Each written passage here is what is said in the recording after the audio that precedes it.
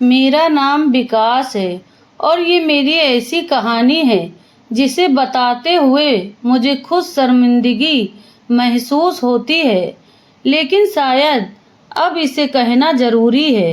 कुछ लोग सीखकर बेहतर बनते हैं और कुछ सब खोकर। मैं लखनऊ की एक पुरानी गली में पैदा हुआ था। हमारी गली में सभी एक दूसरे को जानते थे। मैं अपने माता पिता का इकलौता बेटा था। माँ मुझे नज़र से ओझल नहीं होने देती, जैसे मैं कहीं खो जाऊं। मेरे पिताजी छोटी सी चाय की दुकान चलाते थे जो मोहल्ले में मशहूर थी। लोग दिन भर वहां आते जाते रहते। मैं ज़्यादा पढ़ नहीं सका, सिर्फ 10वीं तक पढ़ाई की। इसके बाद पिताजी के साथ दुकान पर बैठने लगा। वो कहते, बेटा ये दुकान ही तुम्हारी डिग्री है। लोग दूर दूर से हमारे यहाँ चाय पीने आते हैं। इस काम में जो इज्जत मिलती है वो किसी ऑफिस की नौकरी में नहीं। माँ को हमेशा मेरी चिंता रहती, खासकर इसलिए कि मैं अकेला था, ना भाई ना बहन। वो अक्सर कहती, विकास तुम ही हमारा सब कुछ हो, तुम ना रहो तो हमारे लिए क्या बचेगा। एक बार रात में मुझे बुखार हुआ। माँ रात भर मेरे सिर पर ठंडी पट्टियाँ रखती रही। सुबह पिताजी ने दुकान देर से खोली। मेरे सिर पर हाथ फेरते हुए बोले, मेरे शेर जल्दी ठीक हो जा, तुम बिना दुकान सूनी लगती है। उनकी बातें सुनकर मुझे लगता मैं बहुत खास हूँ। शायद यही एहसास मुझे दुनिया के दुखों से दूर रखता था। मेरे हम उम्र के दोस्त कॉलेज जा रहे थे, कुछ नौकरी कर रहे थे, कुछ बड़े विश्वविद्यालय में दाखिला ले रहे थे, लेकिन मैं खुश था कि मैं पिताजी के साथ हूँ। उनके साथ चाय बनाते हुए, ग्राहकों से हंसकर बात करते हुए, किसी को उधार देना, किसी से पुराना हिसाब मांगना, ये सब मेरी जिंदगी का हिस्सा बन गया था। पिताजी को मेरी चिंता थी। वो जानते थे कि दुनिया कितनी क्रूर हो सकती है। वो कहते, विकास दुकान पर बैठो, मोहल्ले के आवारा लड़कों से दूर रहो, उनके साथ रहोगे तो बिगड़ जाओगे। मैं उनकी बात मानता। कुछ लड़के मेरे दोस्त थे, लेकिन मैं उनसे ज़्यादा समय नहीं बिताता, सिर्फ थोड़ा समय बिताता। पिताजी के साथ दुकान पर या माँ के साथ घर पर बीतता। शाम को माँ नाश्ता बनाती और हम तीनों बैठकर टीवी देखते। पिताजी को पुराने नाटक पसंद थे, माँ को फिल्में, और मैं तो बस उन्हें देखकर खुश हो जाता। एक दिन दुकान पर एक बुजुर्ग आए, शायद 50 से 55 साल के होंगे। चाय पीने के बाद मुझे गौर से देखकर बोले, विकास तुम अपने पिता जैसे बनोगे या दुनिया जैसे। मैंने मुस्कुराकर कहा, भगवान मुझे पिताजी जैसा बनाए। वो हंसे और बोले, बस इतना काफी है। जिंदगी कभी कभी इतनी शांत लगती कि मुझे डर लगता कहीं ये शांति छिन न जाए। माँ कहती, कभी हंसी के बाद रोना भी आता है। बेटा हमेशा भगवान से प्रार्थना करो।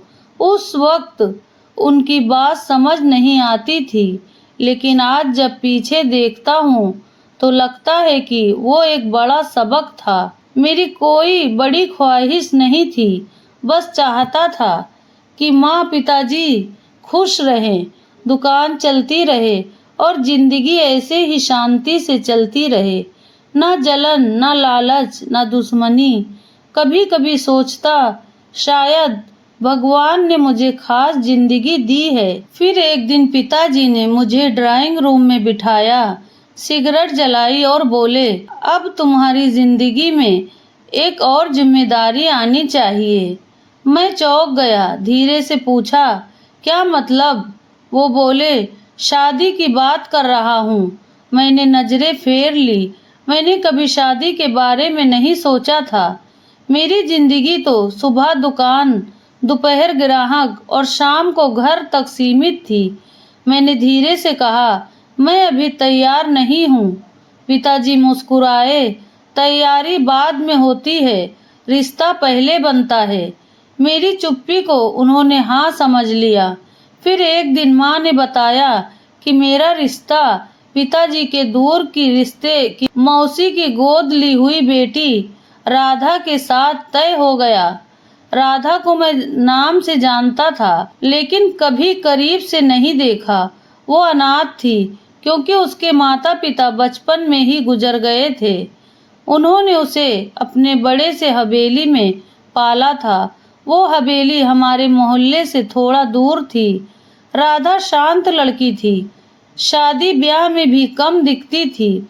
लोग कहते मासी ने उस पर बहुत एहसान किया। एक दिन मैं माँ के साथ मौसी के घर गया।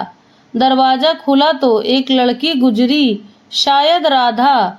वो रसोई से चाय ला रही थी। उसका चेहरा गंभीर था। मासी ने माँ से कहा, ये बच्ची अब तुम्हारी अमानत है। हम जो कर सकते थे किया, अब तुम लोग इसे अपने घर की बहू बना लो। शादी जल्दी तय हो गई। शादी सादगी से हुई। मोहल्ले के कुछ लोग आए। दावत मौसी के घर हुई। राधा जब दुल्हन बनी तो उसके चेहरे पर अजीब सी शांति थी, ना हंसी ना आंसू। शायद उसने भी अपनी किस्मत मान ली थी। शादी के बाद वो मेरे साथ हमारे घर आई। माँ ने उसे गले लगाकर कहा, बेटी अब ये तुम्हारा अपना घर है। हमने तुम्हें विकास के लिए नहीं, विकास को तुम्हारे लिए चुना है। राधा मुस्कुराई और बोली, हाँ माँ, मैं समझती हूँ। शुरुआती दिनों में वो ज्यादा बोलती नहीं थी। चुपके से कमरा साफ करती, खाना बनाती और मेरे लिए दुकान पर नाश्ता लाती। माँ उसकी तारीफ करती। एक दिन माँ ने मुझसे अलग से कहा, विकास, ये बच्ची हमारी किस्मत की सौगात है। देखो घर में कितनी शांति है। सचमुच राधा की मौजूदगी ने घर में स्थिरता ला दी थी। पिताजी भी खुश दिखते थे। कभी कभी वो दुकान पर खाना छोड़ने आती। एक दिन पिताजी ने मजाक में कहा, अरे भाई, ये तेरी पत्नी है या परछाई, हर वक्त तेरे आसपास रहती है। मैंने हंसकर जवाब दिया, पिताजी, परछाई भी तो राहत देती है। एक बार में मुझे दुकान पर बहुत गर्म लगने लगी। घर पहुंचा तो राधा ने पहले से पानी भरकर रखा था। बोली, तुम पहले नहा लो। फिर मेरा सर टॉवल से पोंछा और बोली, पिताजी कह रहे थे तुमने दोपहर का खाना नहीं खाया, आगे से ऐसा मत करना। उसकी चिंता देखकर मुझे अजीब सा लगा, जैसे कोई दीवार मेरी ओर झुक रही हो। राधा की खास बात थी कि वो कभी शिकायत नहीं करती थी। माँ ने अगर सब्जी में नमक ज्यादा होने की बात कही तो वो सिर्फ सिर झुकाकर कहती, माफी माँ, अगली बार ध्यान रखूंगी। मोहल्ले की औरतें पिताजी से मिलने आती और कहती, बहुत खुशकिस्मत हो भाई, बहू तो बेटी जैसी मिली। पिताजी खुशी से जवाब देते, बेटी नहीं, ये तो किस्मत का उजाला है। राधा को सिलाई का शौक था। शाम को पुराने कपड़े पर कढ़ाई करती। एक दिन मैंने पूछा, इतना काम क्यों करती हो, आराम कर लिया करो। वो बोली, आराम तभी मिलता है जब हाथ चलते रहें और दिल को सुकून हो। शादी के 2 महीने में ही राधा ने घर की हर दीवार पर अपनी छाप छोड़ दी थी। माँ की तबीयत खराब होने पर दवा देती, पिताजी को खाना समय पर पहुंचाती और मेरी हर छोटी बड़ी चीज का ध्यान रखती। एक रात माँ ने पूछा, विकास, तुम खुश हो? मैंने गहरी सांस ली और कहा, माँ, राधा की वजह से घर सचमुच घर लगने लगा है। ये सच था। शायद मुझे तब तक इसका एहसास नहीं हुआ था, लेकिन राधा मेरे दिन रात एक खामोश हिस्सा बन चुकी थी। शादी के 3 महीने बीत गए। दुकान की आमदनी अच्छी थी। राधा ने घर की भाग दौड़ संभाल ली थी। माँ पिताजी के चेहरों पर सुकून था। एक दिन नाश्ते के वक्त माँ ने पिताजी से कहा, आज नानी के घर चलते हैं, काफी दिन हो गए। पिताजी बोले, ठीक है, आज दुकान जल्दी बंद करेंगे। विकास, तुम शाम को दुकान संभाल लेना, हम शाम से पहले लौट आएंगे। मैंने हामी भरी। राधा ने माँ को पानी देते हुए पूछा, मैं भी चलूं? माँ बोली, नहीं बेटी, अब तुम यहाँ की हो, हम जा रहे हैं, तुम घर संभालो। दोपहर तक सब ठीक था, मैं दुकान पर था, ग्राहक आते जाते रहे। राधा खाना छोड़ने आई और जाते वक्त बोली, माँ पिताजी को फोन करके पूछो कब लौट रहे हैं। मैंने फोन निकाला लेकिन कोई जवाब नहीं आया। मैंने सोचा शायद रास्ते में है, सिग्नल नहीं होगा। शाम तक राधा परेशान हो गई, बोली, अभी तक नहीं आए, फोन भी बंद जा रहा है। कुछ देर बाद मोहल्ले का एक लड़का दौड़ता हुआ आया, विकास भैया जल्दी आइए, कोई हादसा हुआ है। शायद माँ पिताजी का नाम किसी लिस्ट में था। मेरे हाथ से चाय का गिलास गिर गया। कुछ पल के लिए मैं पत्थर की तरह खड़ा रहा। फिर राधा ने जल्दी से मोटरसाइकिल निकाली। वो चिल्लाई, मुझे भी ले चलो। मैंने उसकी बात नहीं सुनी और निकल गया। अस्पताल पहुंचा तो वहां भीड़ थी। इमरजेंसी वार्ड की एक नर्स ने मेरा नाम पहचाना और धीरे से बोली, आइए। सामने 200 सफेद चादर में लिपटे थे। माँ के चेहरे पर शांति थी, जैसे वो सो रही हो। मेरी आवाज गले में अटक गई, मेरे हाथ कांप रहे थे। राधा अस्पताल के बाहर पहुंच चुकी थी। उसने मुझे गिरने से बचा लिया। मैंने उसका कंधा पकड़ा और सिर टिका दिया। अगले दिन मोहल्ले वाले आए, कंधा दिया, सांत्वना दी। लेकिन सच ये है कि जब माता पिता दुनिया छोड़ते हैं तो इंसान अंदर से खोखला हो जाता है। राधा उन दिनों टूटी नहीं, उसने खुद को मजबूत किया। अंतिम विदाई की तैयारी की, मेरे कपड़े निकाले, लोगों को चाय दी। 2 दिन बाद मैं दुकान पर खाली बैठा था। अगर कोई ग्राहक आता तो सिर्फ सिर हिलाता, चाय बनाने की हिम्मत नहीं थी। राधा शाम को एक थैला लेकर आई, बोली, आज का हिसाब लाई हूँ, ये दूध और शक्कर है। मैंने नजरें नहीं उठाई।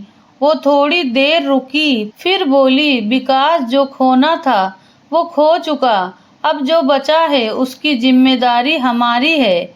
अगले दिन वो मेरे साथ दुकान पर बैठी।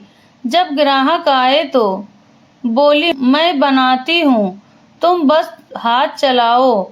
एक सज्जन ने चाय लेते हुए कहा, चाहे बहू हो या बेटी, ऐसे वक्त में साथ देना बड़ी बात है। रात को मैं अपने कमरे में चुपचाप बैठा था। राधा पानी लेकर आई। मैंने पूछा, तुम्हें दुख नहीं हुआ? वो थोड़ी देर चुप रही, फिर बोली, बहुत दुख हुआ, लेकिन अगर मैं भी टूट जाऊं तो तुम्हारा ध्यान कौन रखेगा?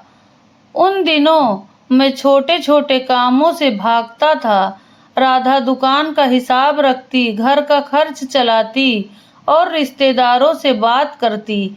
एक दिन मैंने देखा वो पिताजी के बटुए में रखी रसीदें जमा कर रही थी। मैंने हैरानी से पूछा, ये सब क्यों? वो बोली, मैं उनकी तरह चीजें संभालना सीखना चाहती हूँ।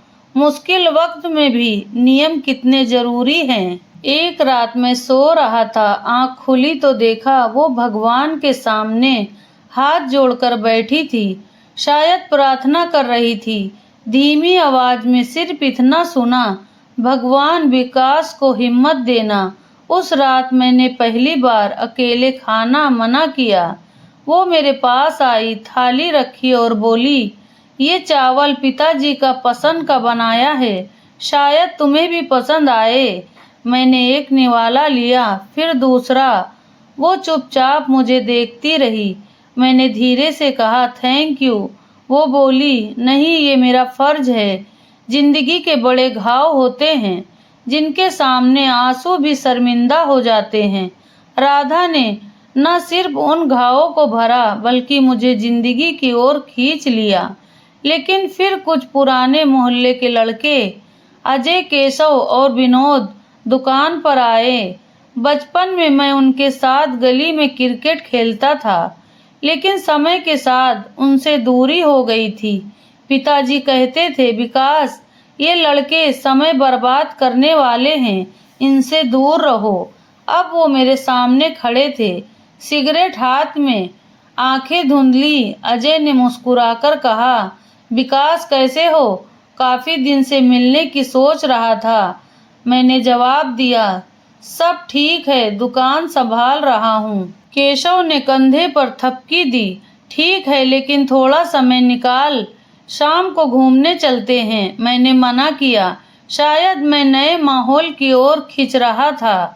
शाम को मैंने दुकान बंद की और उनके साथ एक छोटे से होटल में बैठ गया। सिगरेट, हंसी और बेमतलब की गपशप। पहले मैं इनसे बचता था, लेकिन अब कोई रोकने वाला नहीं था।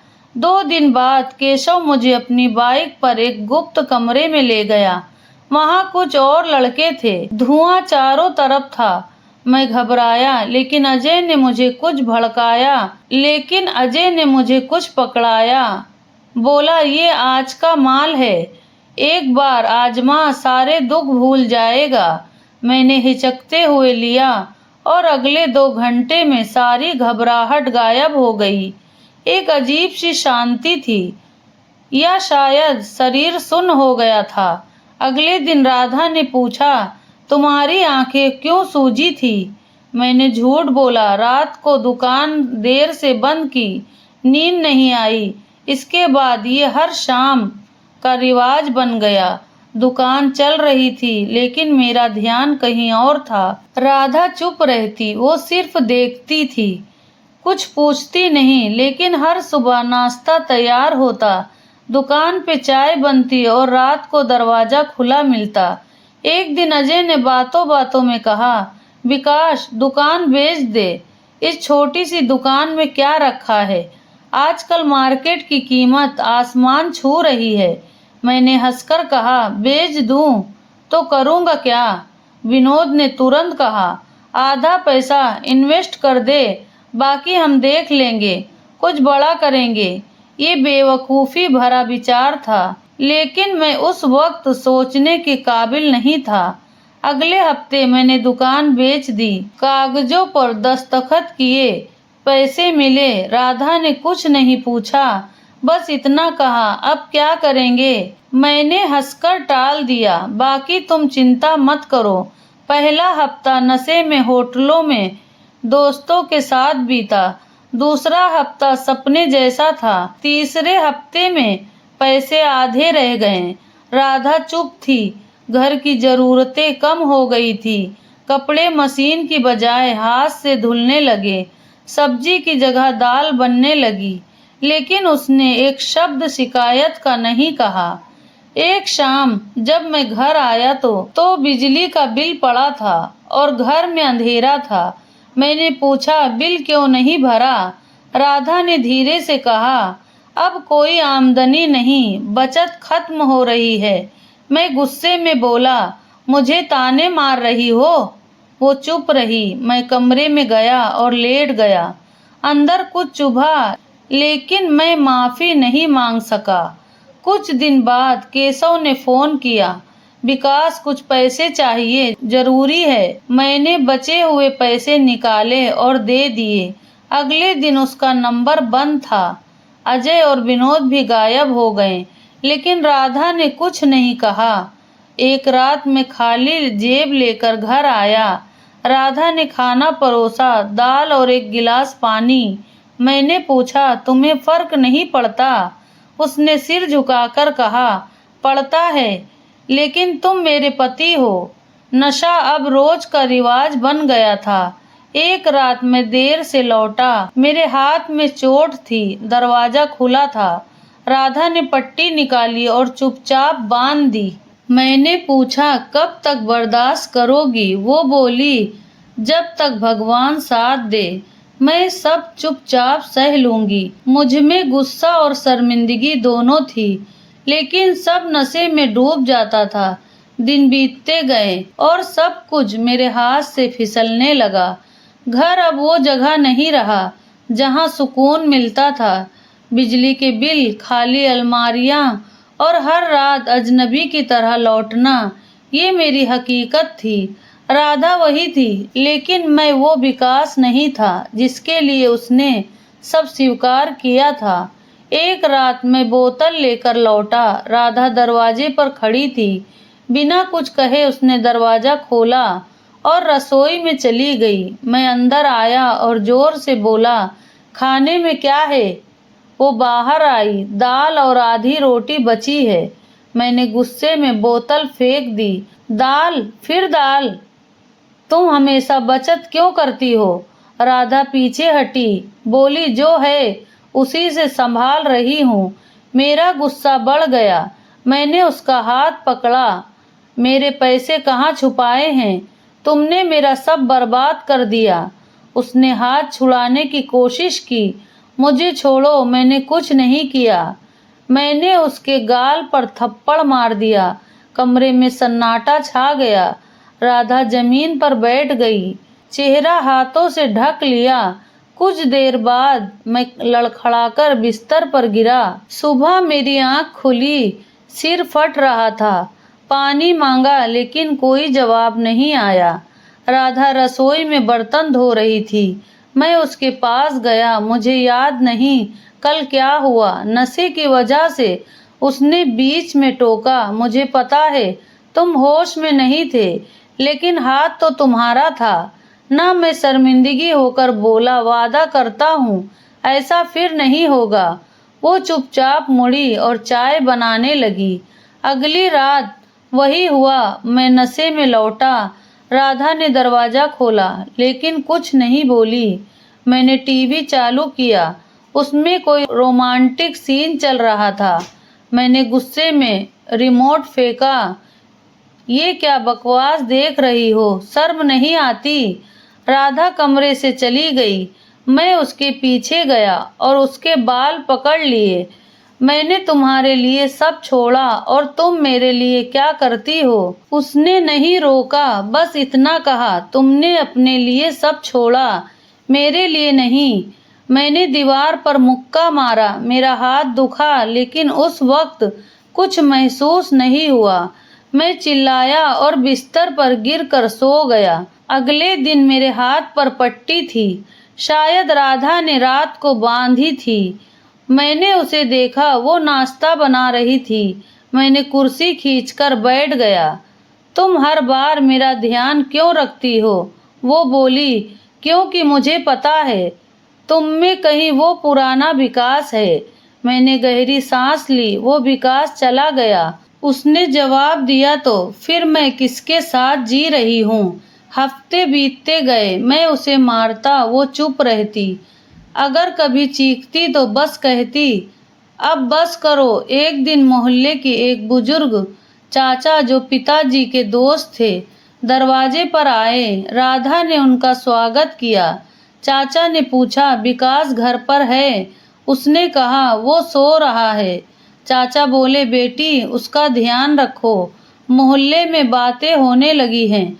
राधा ने दरवाजा बंद किया और मेरे पास आई। मोहल्ले वाले सवाल पूछने लगे हैं। मैंने गुस्से में कहा, बता दो, ये मेरा घर है, मैं जो चाहूँ करूँ। वो बोली, तो क्या ये मेरा घर नहीं? मैंने फिर दीवार पर मुक्का मारा।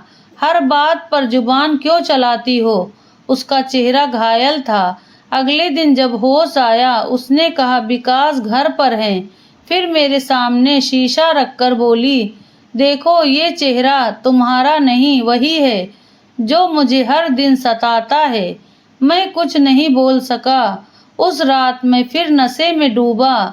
अजय, केशव और विनोद मेरे साथ थे।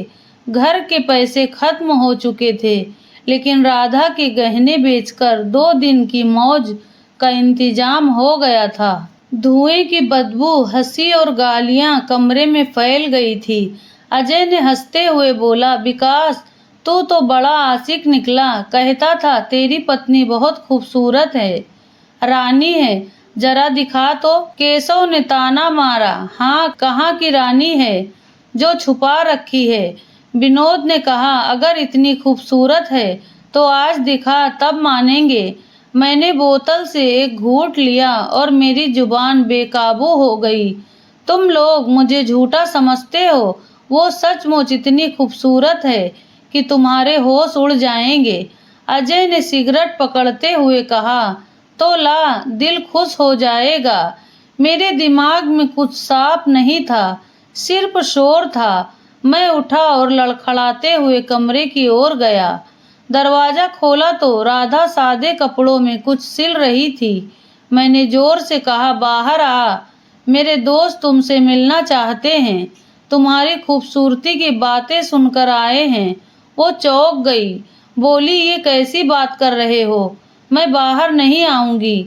मैंने उसका हाथ पकड़ा, मेरी बात मानने की हिम्मत है। उसने हाथ छुड़ाने की कोशिश की, लेकिन मेरे हाथ मजबूत थे। मैं उसे जबरदस्ती उस कमरे में ले गया जहां तीनों दोस्त नशे में बैठे थे। दरवाजा खुला, सबकी नजरें उस पर टिक गई। राधा ने जल्दी से दुपट्टा चेहरे से ढक लिया। अजय ने ताली बजाई, वाह क्या चीज है। केशव ने बेहुदी से कहा, विकास तूने ये खजाना छुपा रखा था। विनोद हंसा, ऐसी चीज हो तो आदमी रोज घर लौटे। राधा पीछे हटी, मैं चुप खड़ा था जैसे सब सामान्य हो। अजय उठा, उसके पास गया, सुना बहुत था, अब यकीन हो गया। राधा चीखी, विकास क्या हो रहा है। मैंने नजरें फेर ली। विनोद बोला, आज हमें भी इस खूबसूरती का हिस्सा दे, आखिर हम दोस्त हैं। केशव हंसा, विकास ये रोज की आदत है, आज हमारी बारी।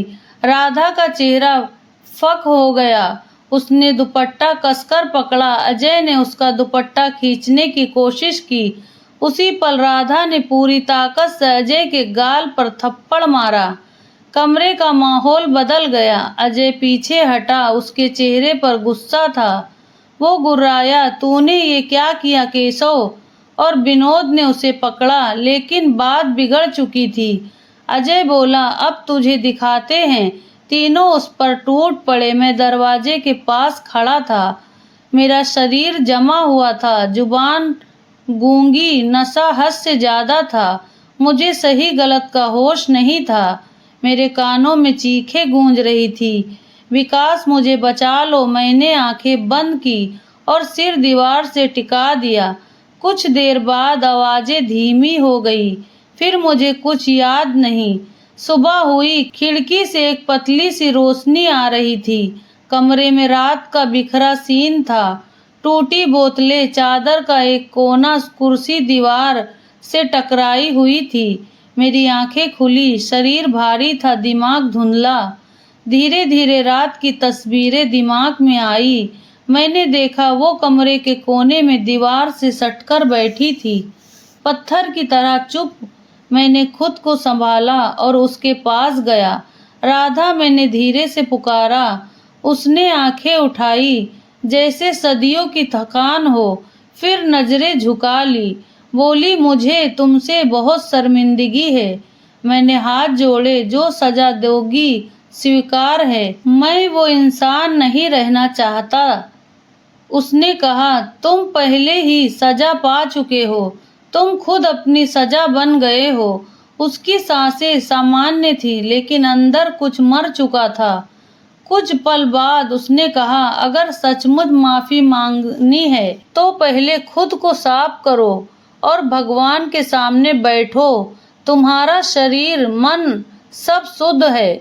उसकी बात मेरे सीने पर हथौड़े की तरह लगी। मैं पीछे हटा और बाथरूम की ओर गया। नल खोला, पानी कम था लेकिन ठंडा था। मैंने बार बार हाथ मुंह धोया, आंखों से आंसू बहने लगे।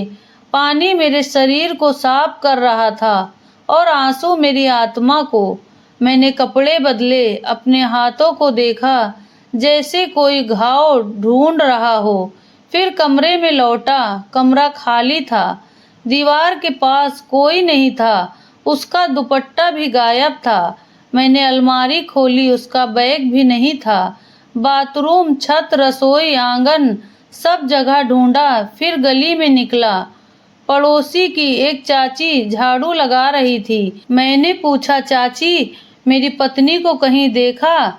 वो बोली, सुबह सुबह दरवाजे की आवाज आई थी, शायद वो चली गई।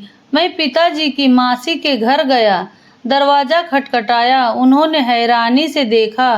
मैंने पूछा, राधा यहाँ है? उन्होंने इनकार किया, नहीं, वो महीनों से यहाँ नहीं आई। क्या हुआ? मैंने कहा, वो घर छोड़कर चली गई। मासी ने गहरी सांस ली। अगर वो अपनी मर्जी से गई तो लौटकर आएगी।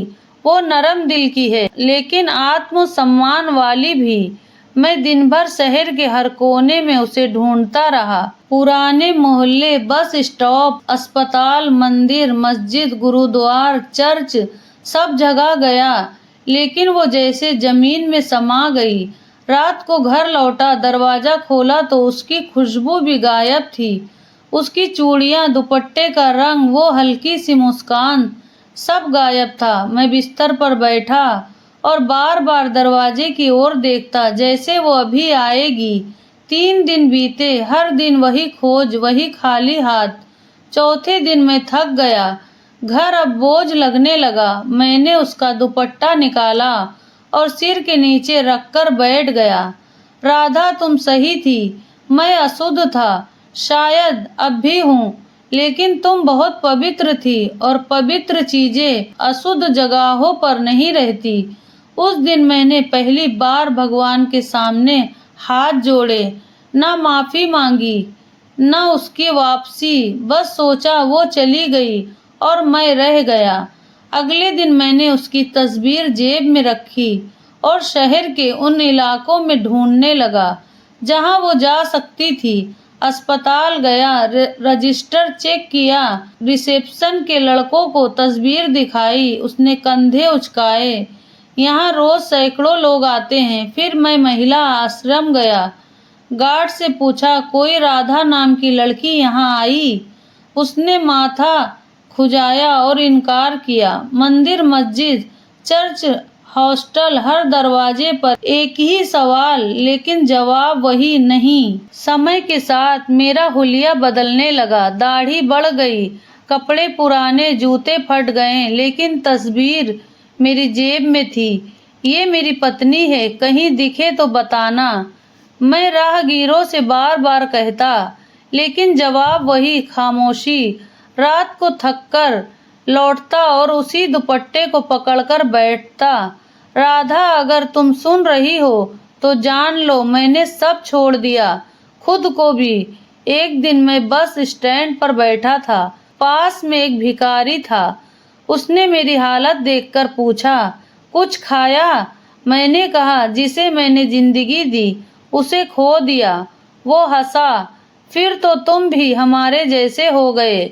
समय बीता, 1 साल, फिर दूसरा साल। बीच में मैंने कुछ दिन मजदूरी की, कभी ईंटें उठाई, कभी होटल में बर्तन धोए। 2 वक्त की रोटी के लिए काफी था। एक बार पुलिस वाले ने रोका, मैंने तस्वीर निकाली और दिखाई, मेरी पत्नी कहाँ गई? उसने मुझे कुछ पल देखा, फिर बोला, कभी कभी बोझ छोड़ देना बेहतर होता है। मोहल्ले वाले मुझे पहचानने से कतराने लगे। कोई सलाम नहीं करता, कोई हाल नहीं पूछता। मैं एक परछाई बन गया था। एक दिन मैं राधा के पुराने स्कूल गया। वहाँ एक पुरानी टीचर मिली। मेरा नाम सुनकर बोली, वो लड़की बहुत अच्छी थी, चुप लेकिन होशियार। उसे क्या हुआ? मैंने नजरें झुकाई। मैंने उसका दिल तोड़ा। वो बोली, तो तुम गुनहगार हो। अब मैं कभी किसी शहर चला जाता, कभी सिटी बस में बैठकर जहां मन करता चला जाता। शायद किसी स्टेशन, किसी बस, किसी गली में वो मिल जाए। लेकिन हर शहर, हर सड़क, हर मोड़ मेरे लिए बंद दरवाजा था।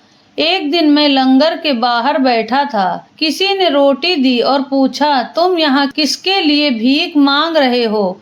मैंने कहा, उसके लिए जो खो गया। वो हंसा, तो तुम भी अभी जिंदा हो। 4 साल ऐसे बीते। मैं वो विकास नहीं रहा जिसके पास दुकान थी, माता पिता थे जिसने राधा का हाथ थामा था। अब मेरे पास सिर्फ वो तस्वीर थी। एक बारिश की शाम मैं पेड़ के नीचे बैठा था। तस्वीर भीग गई थी। मैंने जल्दी से उसे कपड़े में लपेटा। पास में एक युवक बैठा था। उसने पूछा, किसकी तस्वीर है? मैंने कहा, मेरी पत्नी की। उसने पूछा, फिर भी ढूंढ रहे हो? मैंने कहा, क्योंकि गुनाह का बोझ तभी हल्का होता है जब माफी दिखती है। वो चुप रहा, फिर बोला, तो तुम्हें माफी नहीं सजा चाहिए। उस दिन मैंने पहली बार सच सुना। मैंने तस्वीर को पेड़ के नीचे रखा और कहा, अगर तुम कभी यहाँ से गुजरो तो देखना मैं अभी भी वही हूँ जहाँ तुमने मुझे छोड़ा। 5वें साल की शुरुआत में मैंने वो तस्वीर हमेशा के लिए गीता की किताब में रख दी, जो एक मंदिर के बुजुर्ग ने दी थी। उन्होंने कहा था, अगर सचमुच माफी मांगनी है तो दिखावा बंद करो। उस दिन के बाद मैंने वो तस्वीर किसी को नहीं दिखाई। मैंने प्रार्थना शुरू की। नशे की बोतल जो कभी नहीं छूटी, अपने आप हाथ से फिसल गई। शायद अब कोई बहाना नहीं बचा था। शहर की सड़कों ने मेरे पैर पहचान लिए थे। मेरे पास कोई हुनर नहीं था, सिर्फ मेहनत थी। दिन में बोरे ढोता, कभी गटर साफ करता, कभी होटल में बर्तन धोता। पैसा कम था लेकिन पेट के लिए काफी था। एक दिन मैं फुटपाथ पर बैठा था। एक सज्जन कार से उतरे। उन्होंने मुझे गौर से देखा और पूछा, काम करते हो? मैंने हामी भरी। उन्होंने एक कार्ड निकाला, इस पते पर आना, चौकीदार चाहिए, साफ सुथरा रहना, समय पर आए, वो तनख्वाह अच्छी मिलेगी। अगले दिन मैं सुबह वहां पहुंचा। एक बड़ा बंगला था, सफेद लॉन में फूल थे। गेट पर 2 गार्ड पहले से थे।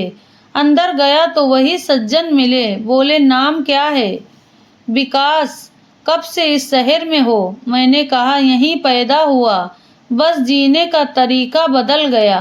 वो बोले, चाय लोगे? मैंने मना किया, लेकिन उन्होंने नौकरानी को बुलाया, चाय लाओ और इसके लिए कपड़े भी। इसके कपड़े गीले हैं। कमरे में बैठा तो दीवार पर एक तस्वीर दिखी, लेकिन दूर थी, साफ नहीं दिखी। वो बोले, तुम्हें सिर्फ गेट की रखवाली करनी है, दिन रात की शिफ्ट अलग है। तुम दिन में रहोगे, खाना हम देंगे, बस काम में ईमानदारी चाहिए। मैंने हाथ जोड़कर कहा, मुझे मौका चाहिए। मेरे पास कुछ नहीं बचा, सिर्फ मेहनत है। पहले हफ्ते में छत के नीचे सोना, समय पर खाना और बिना डांट के दिन बिताना, सब एक वरदान जैसा था। मुझे वो दिन याद आया जब मैं पिताजी के साथ दुकान पर चाय बेचता था, लेकिन अब मैं कहीं और खड़ा था। ना दुकान, ना पिताजी, ना राधा। नौकरानी के दौरान मैंने गौर किया, ये घर आम घरों जैसा नहीं था। नौकर नौकर जैसे नहीं लगते थे और मालिक जरूरत से ज़्यादा ख्याल रखते थे। एक दिन माली ने कहा, साहब बहुत सादा है, लेकिन मालकिन का हर शब्द पत्थर की लकीर है। उनकी मर्जी के बिना यहाँ पौधा भी नहीं लगता। मैंने पूछा, मालकिन कहाँ है? वो बोला, बाहर गई हैं, लेकिन सुना है जल्दी लौट रही हैं।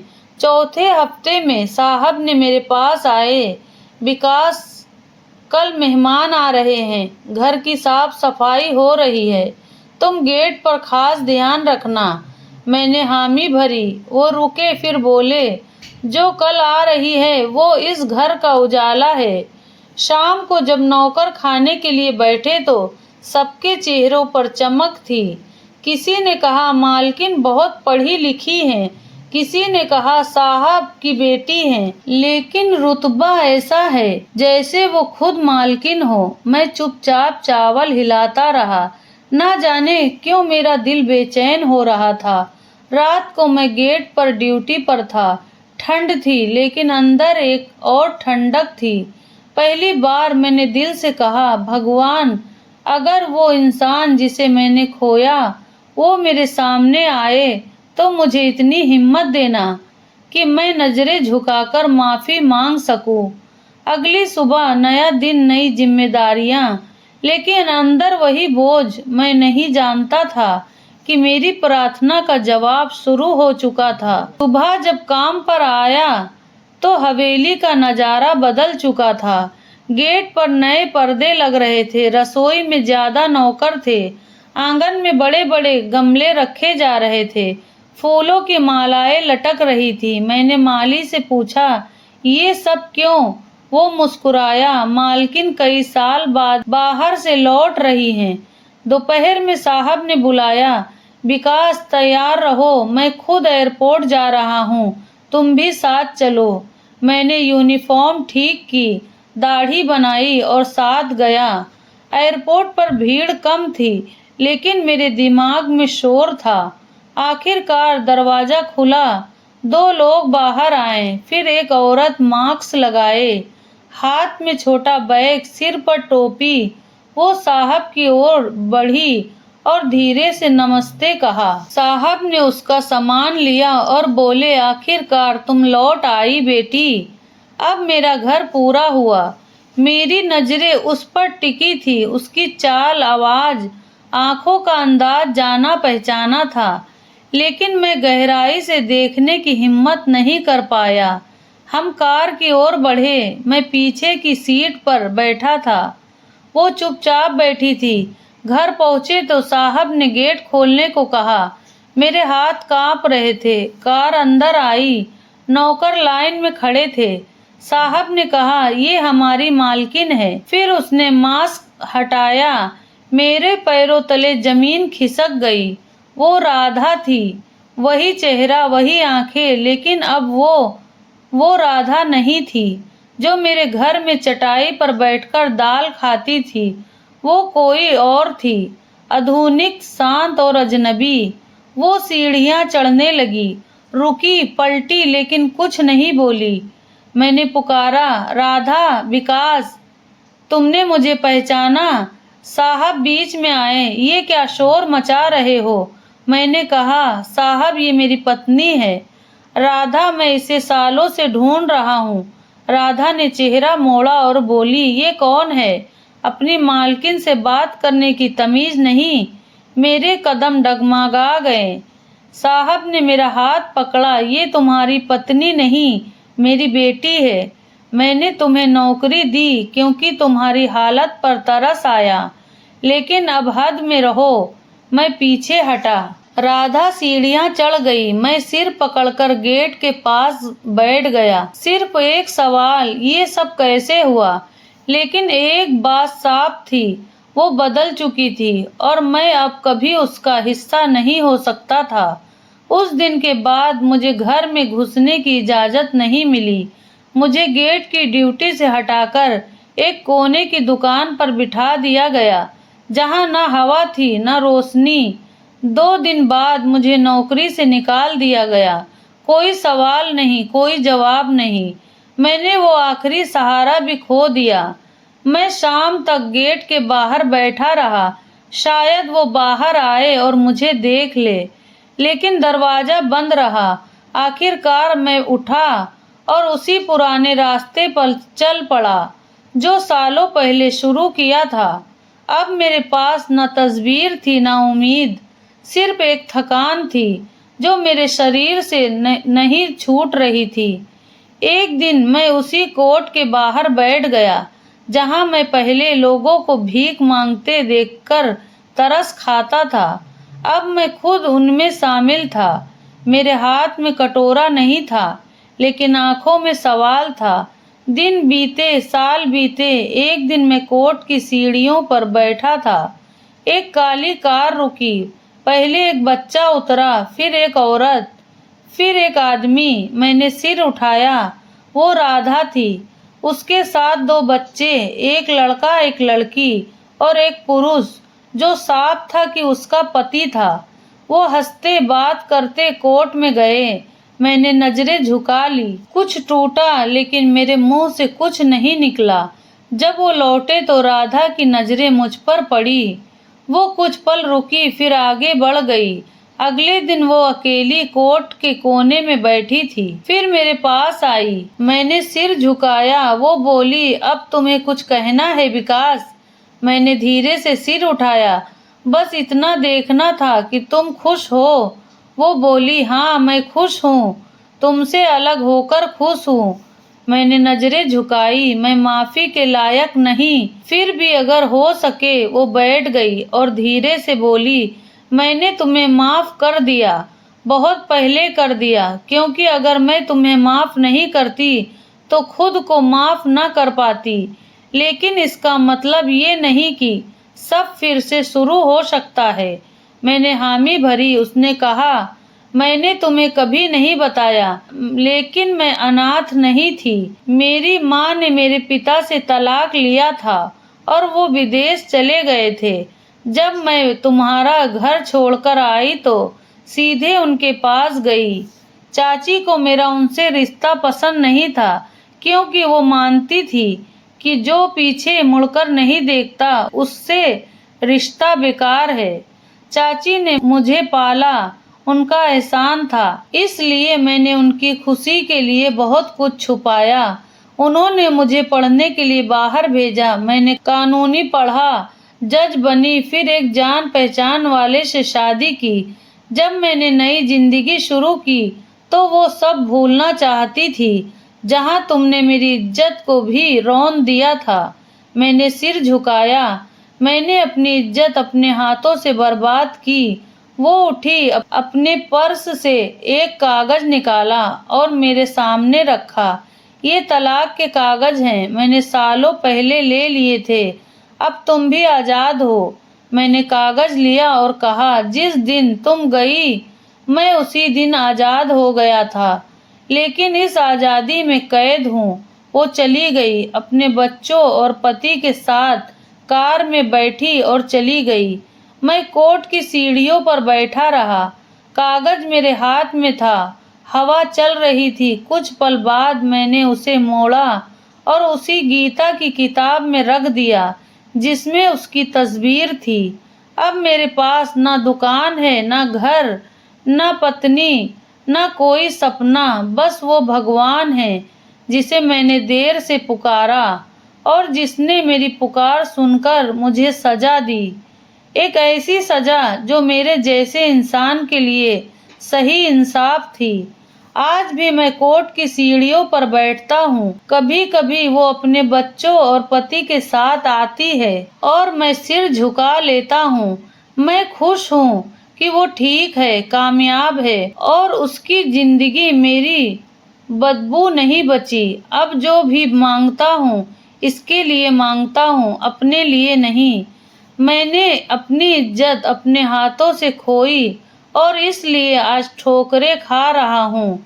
अगर इज्जत, भरोसा और रिश्ता एक बार खो जाए तो फिर कभी नहीं लौटता। अगर सच्चे साथी की कदर वक्त पर ना करें तो ये जिंदगी भी हमारी इज्जत नहीं करती। प्यारे साथियों, आपको ये कहानी कैसी लगी कमेंट बॉक्स में ज़रूर बताएं। कहानी अच्छी लगी तो स्टोरी को लाइक करें, चैनल को सब्सक्राइब करें और अपने दोस्तों के साथ शेयर करना ना भूलें। पूरी कहानी देखने का आप सबका धन्यवाद।